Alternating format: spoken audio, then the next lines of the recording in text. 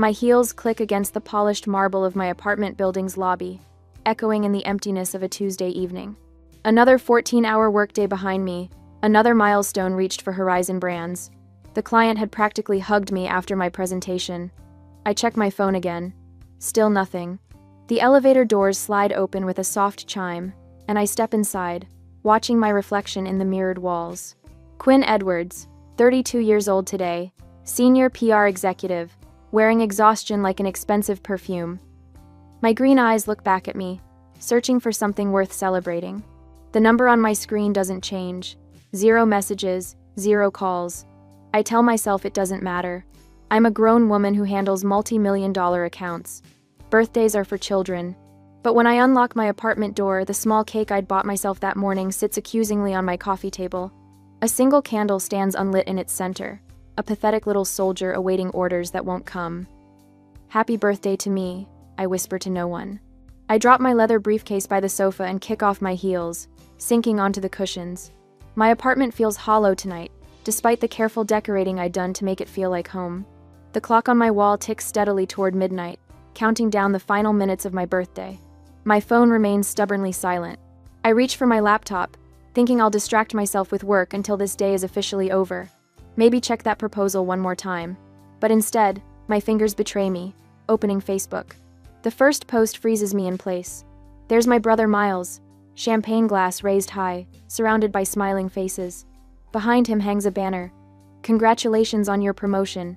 My father's arm is draped around his shoulder, pride radiating from his face. My mother stands on his other side, beaming up at her son. The timestamp shows the photos were posted 4 hours ago. My birthday. I scroll down, each image a fresh wound, dozens of pictures, the entire extended family there, aunts, uncles, cousins I haven't seen in years, all gathered around Miles, celebrating. The comments swim before my eyes. So proud of our superstar, my father wrote. The Edwards family legacy continues, my mother added. My hand trembles as I set the laptop down. They didn't forget my birthday. They chose to celebrate something else instead. Again, the memory surfaces without invitation. Sitting alone at the restaurant table, 11 years old, a single birthday candle melting into my cake as I waited for my family to return from Miles's debate competition. They'd promised they'd be back in time. They weren't. Then, at 17, shipped off to Grandma's house on my birthday weekend while my parents toured Yale with Miles. It's his future, Quinn, Dad had explained, not quite meeting my eyes. My college graduation, overshadowed by Miles's engagement announcement at what was supposed to be my celebration dinner.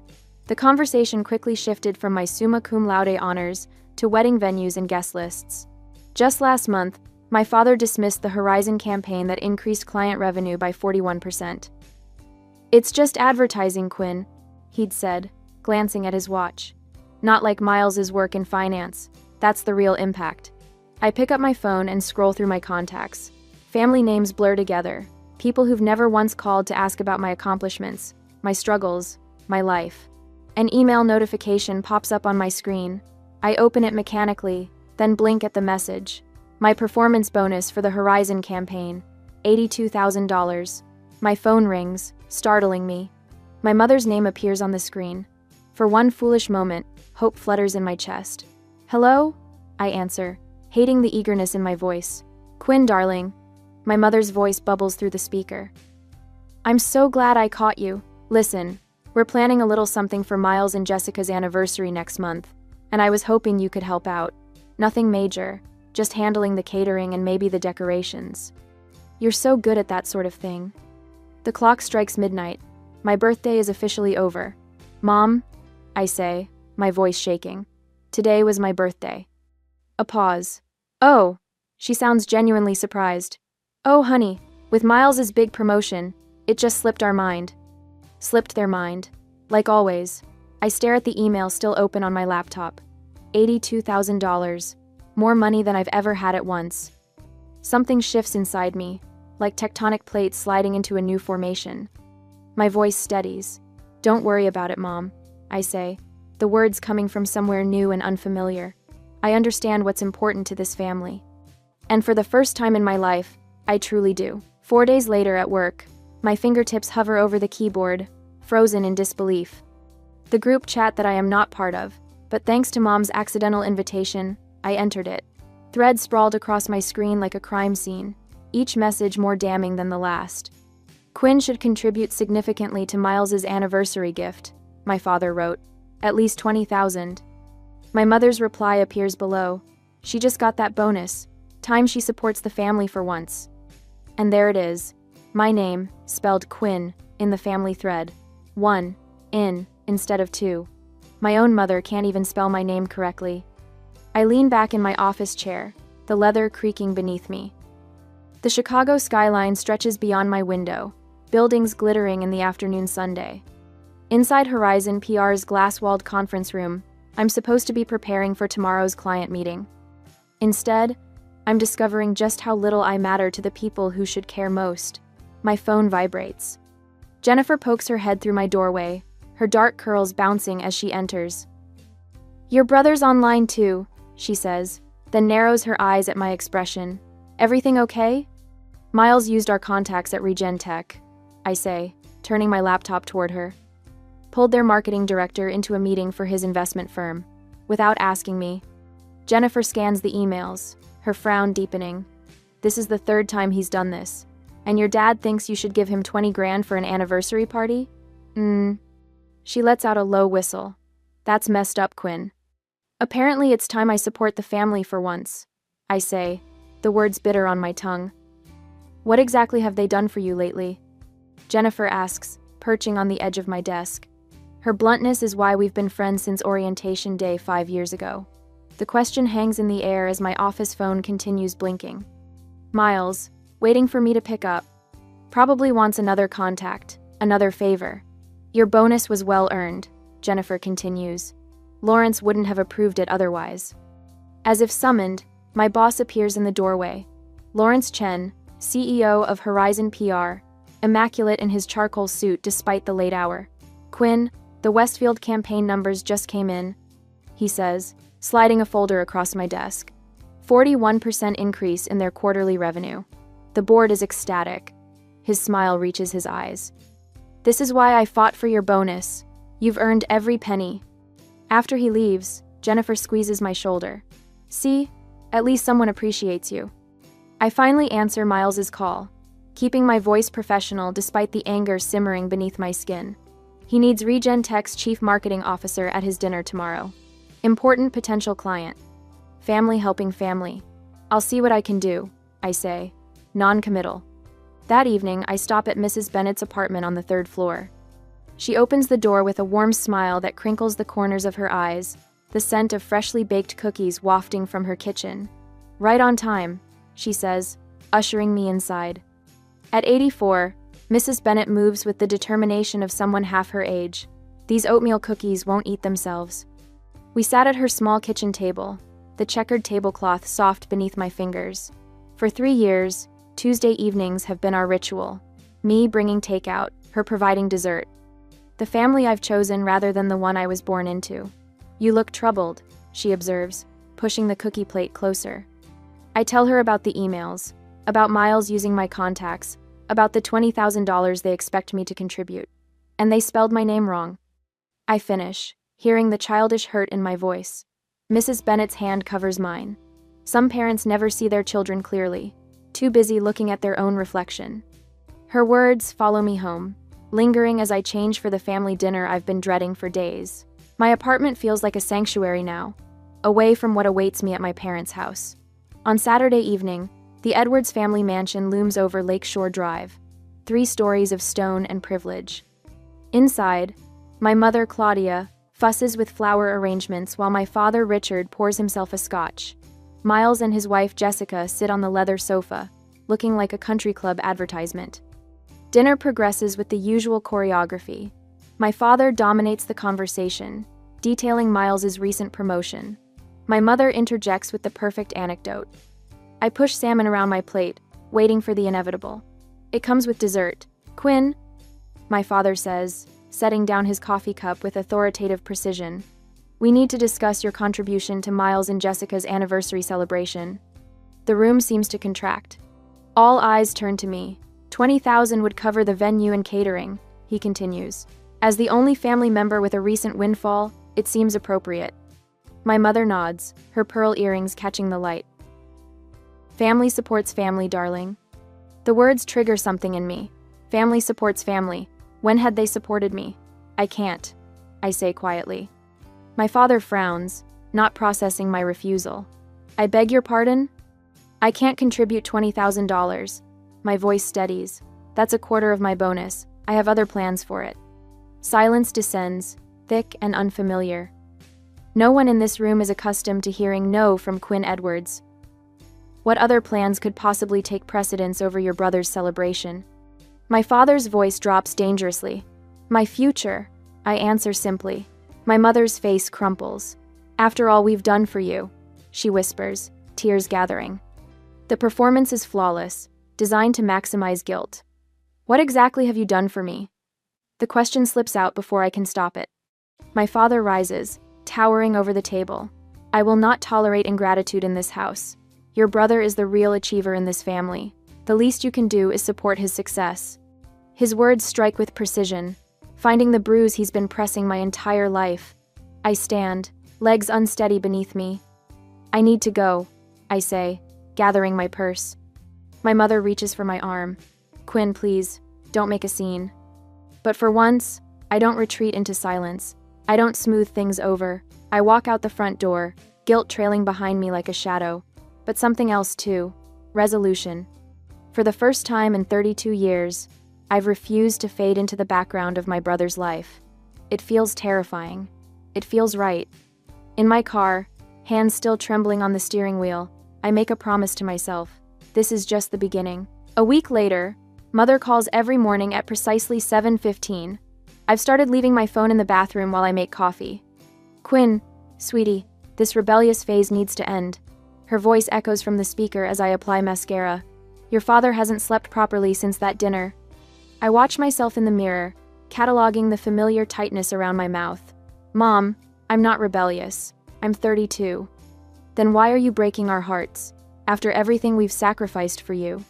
The mascara wand freezes midair. What exactly have you sacrificed for me?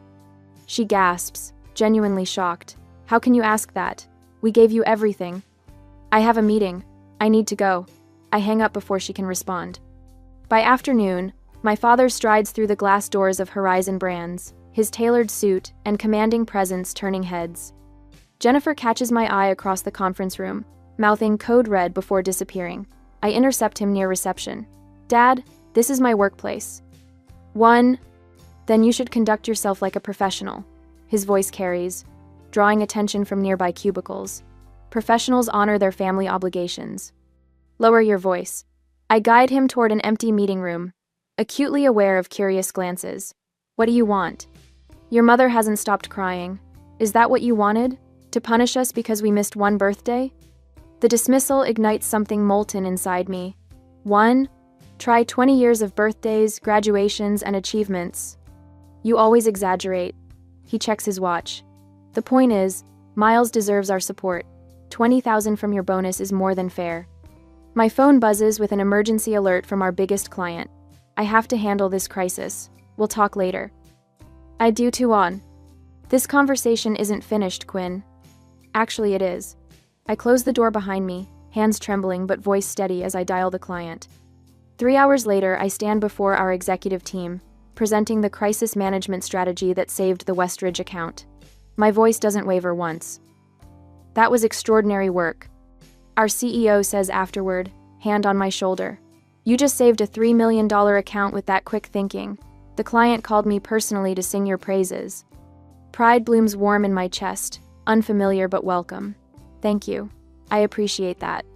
Walking back to my office, I notice 6 missed calls from Miles and a text. Mom's crying every night because of you. Fix this. Fix. I silence my phone and turn to the stack of congratulatory emails from colleagues and clients. The contrast is stark. At work, I'm valued. At home, I'm an afterthought unless I'm giving something. 3 weeks after my birthday, I sit alone in a corner cafe, laptop open, a half-eaten slice of carrot cake beside me. At a nearby table, a group of friends surround a young woman wearing a paper crown. They laugh, offering gifts wrapped in shiny paper. Make a wish, Amanda. Someone calls as she blows out her candles. I watch their easy affection, the genuine celebration of her existence. The realization settles like a stone. I will never have this with my family. No amount of achievement will make them see me. My fingers hover over the keyboard. Without quite deciding to, I type, Lakefront Property, Michigan. The search yields dozens of results. I click on one, a 4-bedroom house with wide windows facing the water, wooden deck wrapping around 3 sides, mature pine trees offering privacy. Price, $365,000. I study the photos, something expanding in my chest with each swipe. This could be mine, my refuge, my choice. The next morning, I call a realtor and arrange a private viewing. 2 days later, I stand on that wooden deck, watching sunlight dance across the lake's surface. The owners are motivated sellers. The realtor explains. They've already moved to Arizona. I'll take it, I hear myself say. I can make a substantial down payment. Her eyebrows lift. Don't you want to think about it? Maybe bring your family to see it? No. The word feels clean, definitive. This is for me.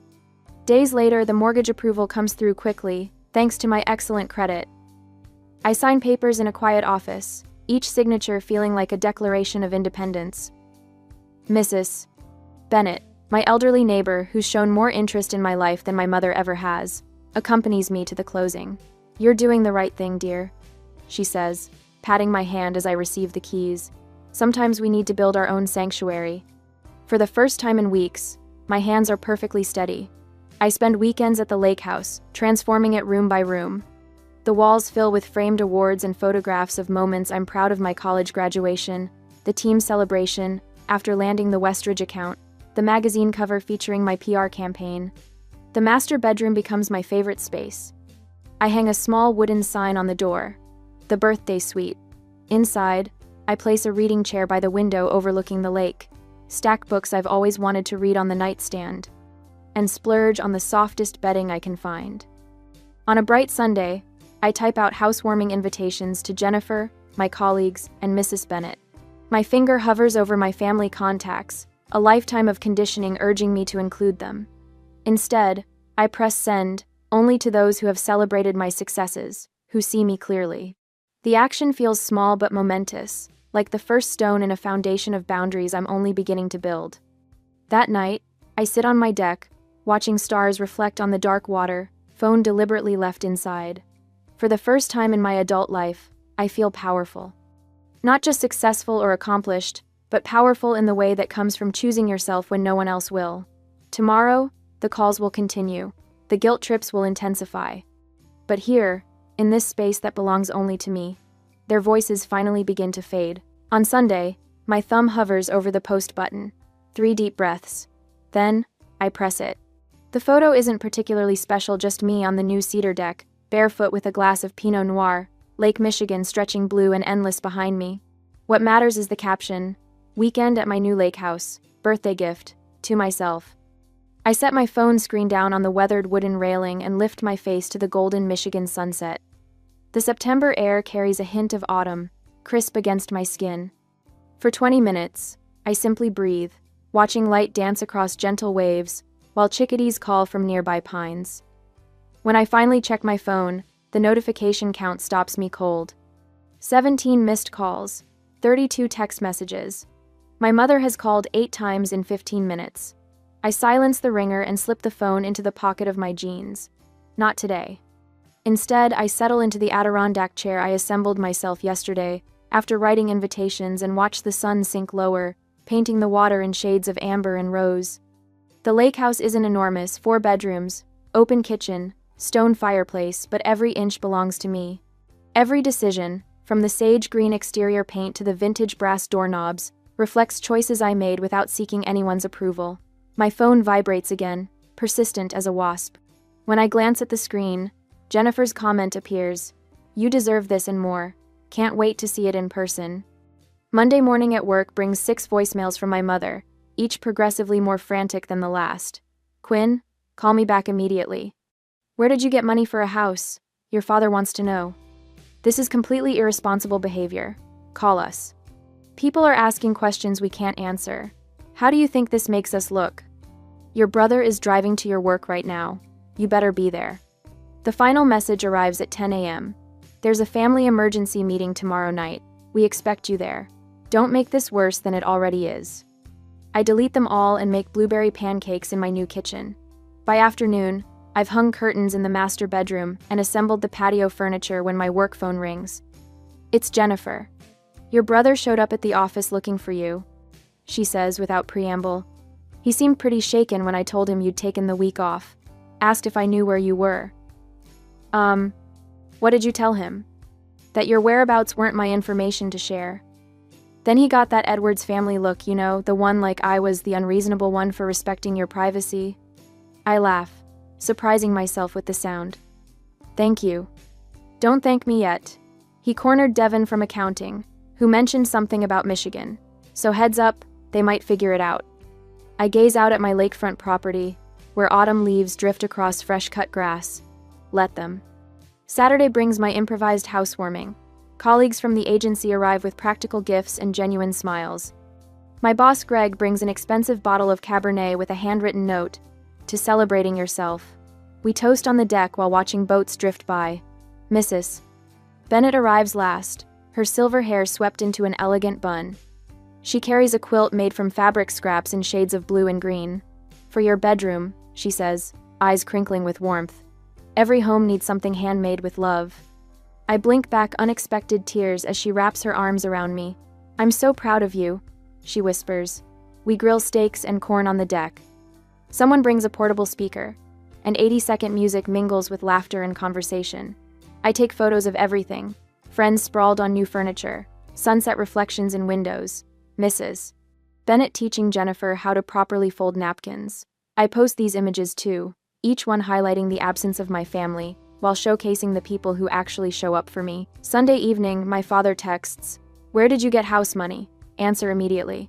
I pour another glass of wine and don't respond. On Monday, I came back to work, and the family gossip network was fully activated. My cousin Elaine calls, voice hushed with calculated concern. "Everyone's talking about your lake house," she says. "Aunt Claudia is beside herself. Uncle Richard wanted to call a family meeting, but you weren't there." "I was busy hanging shelves," I reply, surprised by my own calm. "Quinn." She pauses dramatically. "People are saying things." "What things?" "That you've been hiding money. That you're having some kind of breakdown. That this is all because you're jealous of Miles's success." I laugh then, a real laugh that bubbles up from somewhere new inside me. That sounds exactly like something my family would say. The call that finally comes Thursday night is from my mother. I answer on the fourth ring, settling into my porch swing. "Quinn, Elizabeth Edwards." She begins, voice tight with controlled fury. "This has gone far enough. The Petersons, the Carsons, even Reverend Wallace has asked about your situation." My situation? This attention-seeking behavior. Buying a house without consulting the family. Posting those photos. People are asking questions. I rock gently, watching a heron glide across the water. "What questions?" Her voice drops to a whisper. "Why you would need to buy yourself a birthday present. Why we weren't there to help you celebrate. It's creating a very uncomfortable situation for this family." "How interesting." I keep my voice light. It's almost like actions have consequences. "We need to fix this." Her voice hardens with purpose. "I'm organizing a family dinner Sunday night. Your father and I will explain that this was all a misunderstanding. That we've always supported you." The old Quinn would have agreed immediately, desperate to smooth things over. But that Quinn doesn't live here anymore. "I'm available Tuesday next week," I say instead. 7 o'clock, and I'll bring the photo albums. "What photo albums?" I smile into the phone.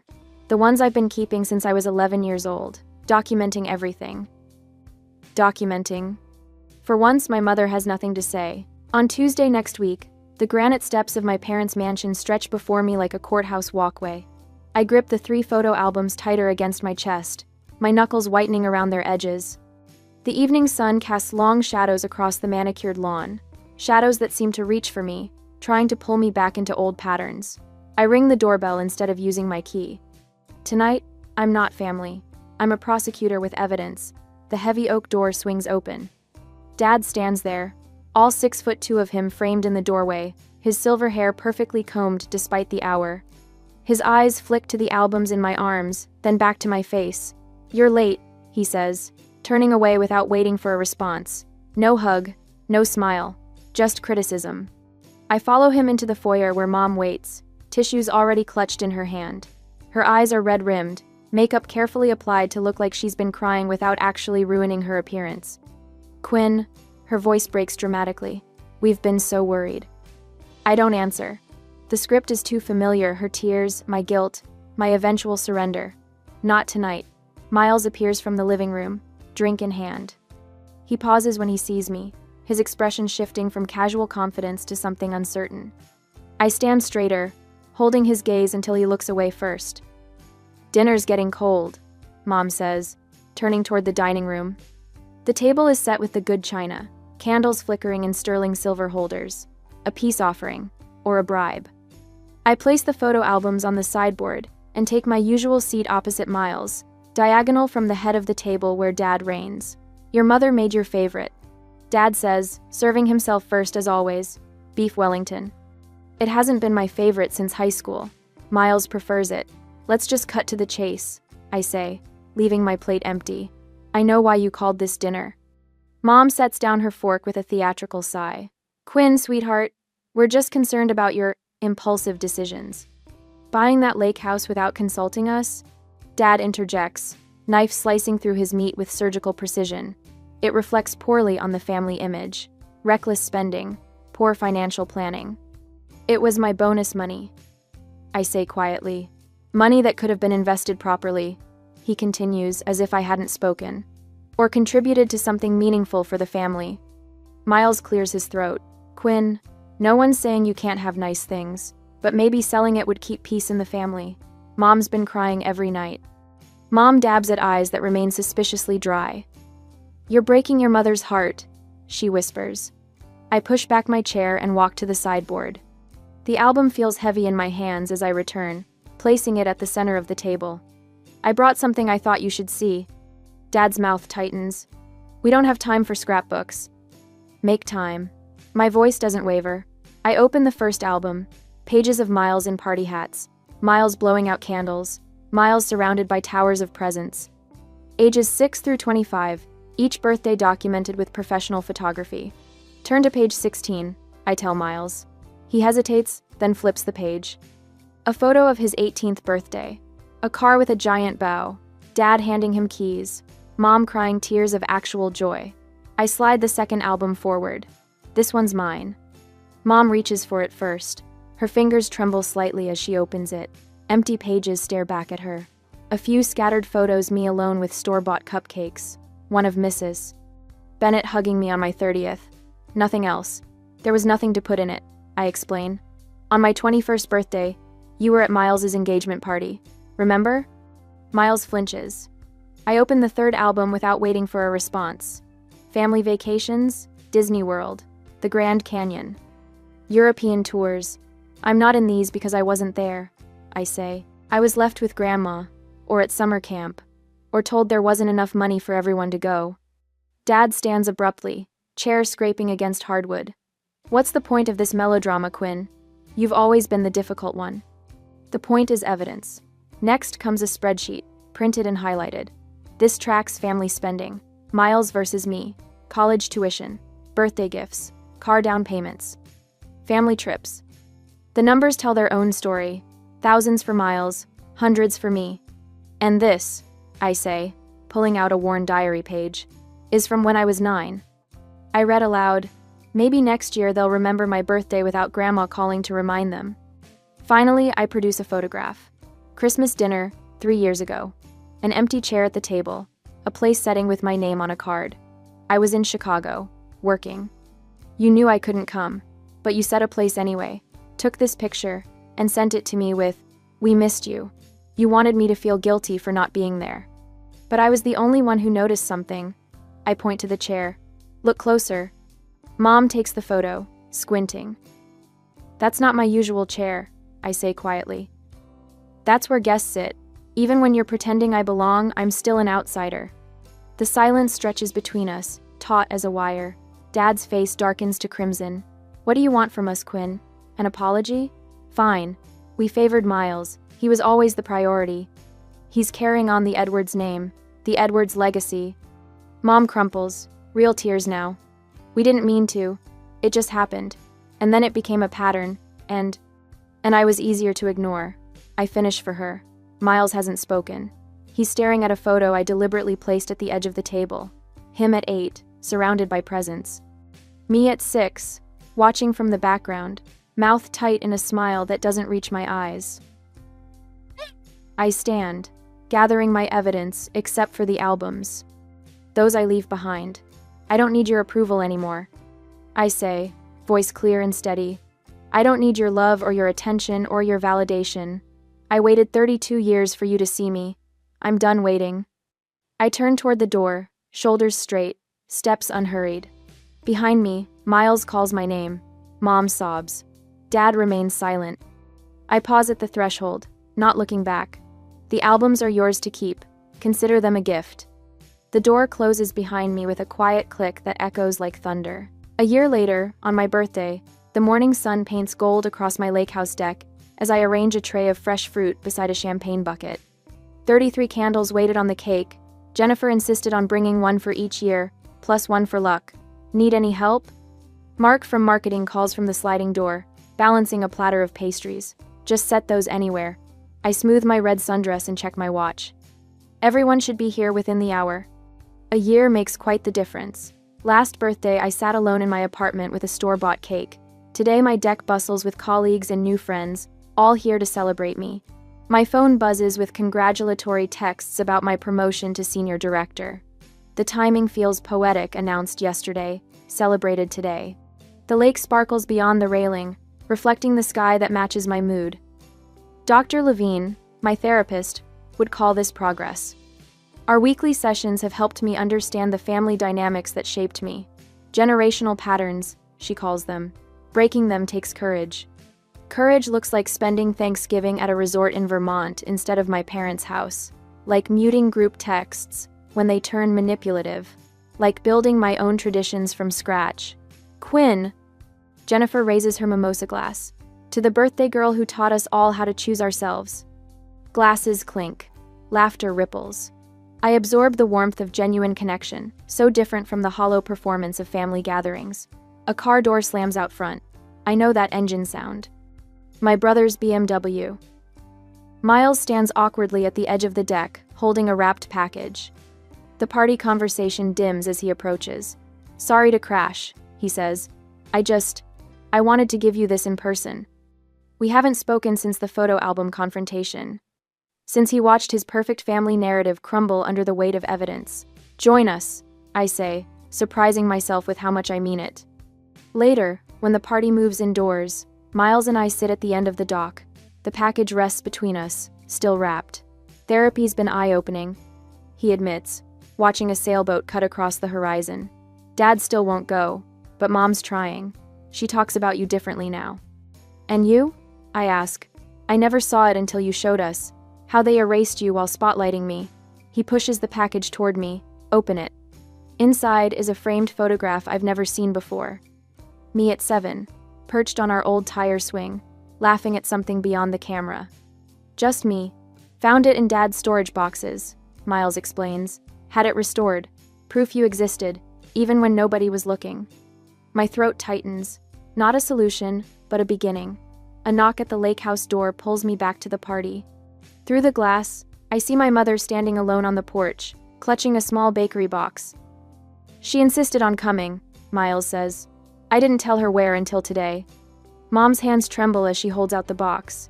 Inside sits a cupcake with a single candle. Happy birthday, Quinn, she whispers, her rehearsed smile faltering into something more genuine. I brought carrot cake. You always liked that, didn't you? I did, she remembered. The party's winding down, I say, stepping aside.